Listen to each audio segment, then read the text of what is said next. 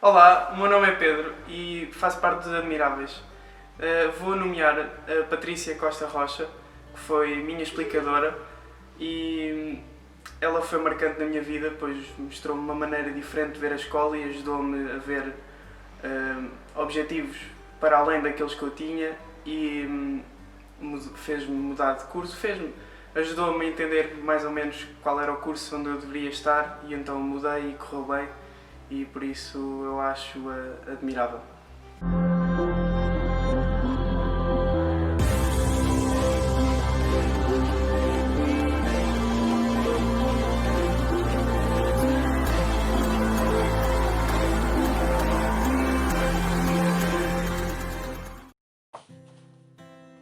Olá, bem-vindos a mais um episódio dos Admiráveis. Hoje temos a Patrícia Rocha, nomeada pelo Pedro Martins.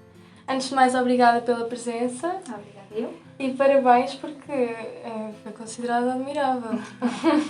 Então, a Patrícia foi nomeada pelo Pedro Martins, que foi seu aluno, e teve também explicações. Sim. Em primeiro lugar, como é que escolheste ou tomaste a decisão de ser professora? Desde pequenina eu sempre quis ser professora. Eu brincava com os meus bonecos e eu era a professora deles. E sempre quis fazer o percurso de escola. Depois, por volta do 8º ano, 9º ano, eu era muito tímida, então achei que se calhar não era bem o que eu queria porque ia ter que enfrentar uma turma. Então nessa altura escolhi Economia. Só que depois, durante o secundário, eu fiz o percurso todo do secundário de Economia e percebi que não era o que eu queria, porque eu queria estar do outro lado, queria ensinar, mais especificamente o português. E depois, mais tarde, percebi que também era o inglês. Então, quando acabei o 12º ano, fui para um curso de Línguas e Literaturas e depois segui para ser professora. Da Universidade na Realidade, alguma vez trabalhaste numa escola? Sim, trabalhei, quando terminei o curso, fui trabalhar para escolas, fui dar aulas. Como é que consideras a maneira como as colocações de professores são feitas? Acho que são um bocadinho desproporcionais à realidade, porque temos professores do Norte que acabam por ser colocados no Sul e temos professores no Sul que acabam por ser colocados no Norte, ou seja, não estão assim muito ajustadas à zona de residência. E nesta altura o professor tem que sempre levar a bagagem e a casa às costas para poder estar a viver no sítio que está a trabalhar. Por vezes as dificuldades de colocação são tantas que os professores optam por outras atividades profissionais. Tu própria tens o teu centro de explicações? Sim. E sentes-te realizada com... Sim, pronto, o projeto não é só meu, é meu e de mais duas colegas e sinto realizada porque estou a fazer aquilo que gosto. E durante o meu percurso da faculdade sempre foi um sonho que eu tive, ter um espaço meu onde eu pudesse exercer aquilo que gosto de fazer, que neste caso é ensinar. E depois mais tarde veio a realizar-se. O que é que mudou com a pandemia? Mudou muita coisa, principalmente os afetos, porque não podemos dar nem bracinhos, nem beijinhos, não podemos tocar. E depois a situação da máscara, só conseguimos ver os olhos, não dá para ver o sorriso, não dá para às vezes comunicarmos através do sorriso. E depois a parte de estarmos todos confinados em casa fez com que as pessoas, de certa forma, também se afastassem um bocadinho e sentissem mais solidão. E deste explicações por videochamadas? Sim. Também é um desafio. Muito, muito grande, porque não conseguimos contactar com a pessoa, quer dizer, contactamos, mas estamos através de um ecrã, não há aquele calor humano, não há o olhar, não há o sorriso e torna-se um bocadinho impessoal. E mesmo sentiste alguma dificuldade em ensinar? Sim, porque eu e as tecnologias não somos assim muito amigas, é só o básico. E sim, às vezes a videochamada ou fica sem som, ou o microfone durante a explicação fica bloqueado, a própria imagem às vezes bloqueia e são obstáculos que temos que ultrapassar e torna-se difícil. Tentar. Então foste nomeada pelo Pedro, pelo facto de ter tido explicações contigo, maioritariamente pelas explicações, porque também foste professora dele. Tens noção da importância que um professor pode ter na vida de um aluno? É assim, eu vejo pelos modelos que eu tive certos professores que foram muito importantes para mim e, de certa forma, se eu consigo chegar aos meus alunos, acho que também é bom, ou seja, é sinal que a minha missão está a ser cumprida. E é bom saber que consigo chegar aos alunos e que consigo transmitir alguma coisa daquilo que eu aprendi e daquilo que eu vou também ensinando. Tem um bocadinho de mim. E estavas à espera de uma nomeação assim do Pedro? Não. Não tinhas noção? Não tinha noção. Admirável. Tendo a profissão de professora um impacto na vida dos alunos, achas que o nível académico e a formação pessoal estão integrados no sistema de ensino que temos? Sim e não. Acho que, de certa forma,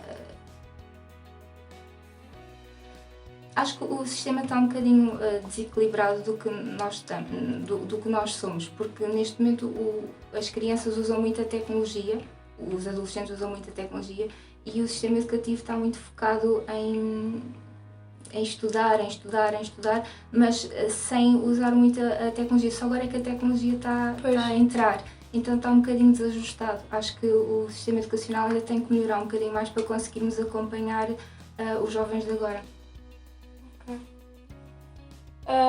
Consideras que os professores têm o reconhecimento institucional e social que merecem? Não, infelizmente não. Há pessoas que sim, que realmente reconhecem, mas depois há outras que não, que os professores são quase como se fossem o inimigo dos alunos. E quando dizes isso, falas dos professores, apenas dos professores que dão aulas, ou falas também de professores que dão explicações como tu? Eu estou a falar dos que dão aulas, porque o professor nos últimos anos não está muito bem visto como era visto se calhar há 30 anos atrás. O professor, de certa forma, foi ficando denegrido na imagem. Se calhar devido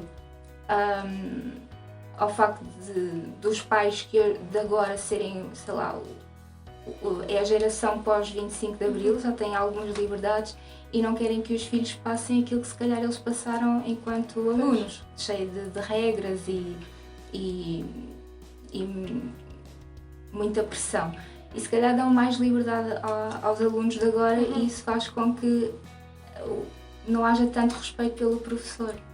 Enquanto explicação, eu penso que aí é diferente, porque o aluno que vai para lá, à partida, já tem vai lá porque quer.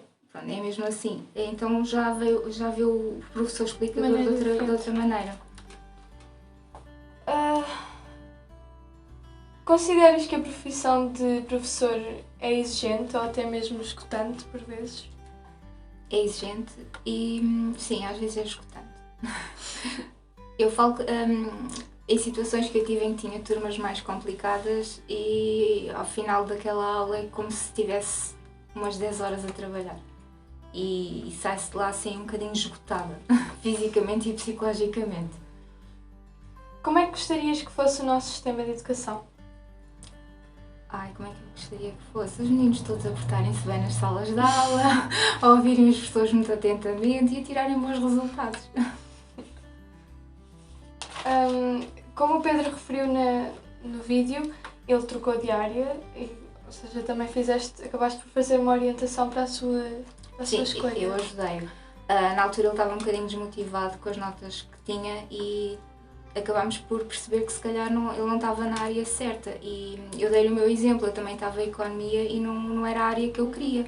Então eu disse-lhe que o ano da nossa vida não é nada e que às vezes é melhor pararmos um bocadinho e seguirmos aquilo que queremos para depois ter bons resultados. E na altura foi o conselho que eu dei ao Pedro, para ele ver realmente se era aquilo ou não, pela desmotivação que ele tinha, se calhar não estava no caminho certo e depois orientar para aquilo que ele via que gostava mais. Então também passaste por uma experiência semelhante. Onde é que estudaste agora? Eu estudei em Coimbra, cidade universitária, com muitas praxes, cheia de tradições e é muito bonito. E é bom essa experiência de estudante? Sim, ainda hoje é muito raro ir lá, mas de vez em quando vou lá e fica assim uma saudade da vida académica. Já que falávamos da universidade, qual é a tua opinião sobre o acesso e os exames nacionais neste ano de pandemia? Neste ano de pandemia eu acho que os alunos foram um bocadinho ajudados E acho que em certa parte o exame de português não ser obrigatório para a entrada, não sendo o exame obrigatório para o acesso para o curso que queriam, acho que se tornou um bocadinho não muito português, porque sendo português, penso que o exame de português devia de ser um dos exames obrigatórios pela maneira de interpretar, de escrever e também do falar. A Patrícia não é só professora, é também uma pessoa. Quais é que são os teus interesses ou o que é que gostas de fazer nos tempos livres?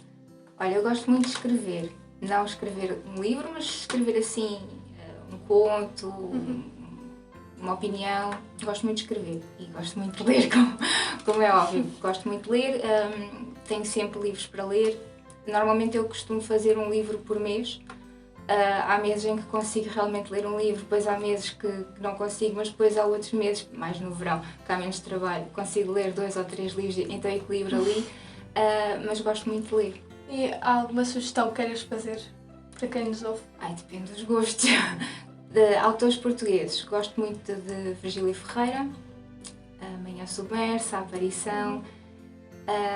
Depois também gosto do José Saramago, Essa de Queiroz, dos clássicos. Há muita coisa. Há algum sonho que ainda queiras realizar? Sonho que eu queira realizar? Eu acho que, dentro do possível, acho que já tenho tudo mais ou menos alinhavado e realizado. Mas acho que, sei lá, quero ser feliz, quero ter uma vida estável. Acho que não há assim nada. Queres deixar alguma mensagem para quem nos ouve? Mensagem, se calhar apostarem um bocadinho mais na literatura e na leitura. Acho que a leitura é importante e os nossos alunos estão a perder o hábito de ler. E é importante. Eu sei que há o Plano Nacional de Leitura, mas nem toda a gente lê os livros. Acabam por esperar que o leiam na sala, que acabam por não ler todo, ou procuram um resumo e leem. Eu acho que é importante adquirirem hábitos de leitura, todos os dias lerem, sei lá, 2 ou 3 páginas. Não tem que ser daqueles livros do Plano Nacional de Leitura, pode ser outro livro de que gostem. Acho que é muito importante a leitura, porque depois isso reflete-se no falar, na escrita, e acho que era um conselho bom, lerem um bocadinho mais. E tu sempre leste? Desde sempre? Desde Sim, pequenina? Sim, desde pequenina. Eu sempre gostei muito de histórias e eu ainda não sabia ler e já me liam livros. E eu ia decorando. E depois eu abria o livro e eu contava a história como se estivesse a ler, mas eu não estava a ler porque ainda não sabia. Sempre fui muito ligada a livros e eu queria saber o que é que estava escrito. E achas que também te ajudou a desenvolver-te? Sim. A leitura ajudou muito na parte escrita, na parte criativa, na parte de imaginação. Ajudou muito nessas partes. Então, assim terminamos mais um episódio dos Admiráveis, uma forma de partilhar testemunhos inspiradores.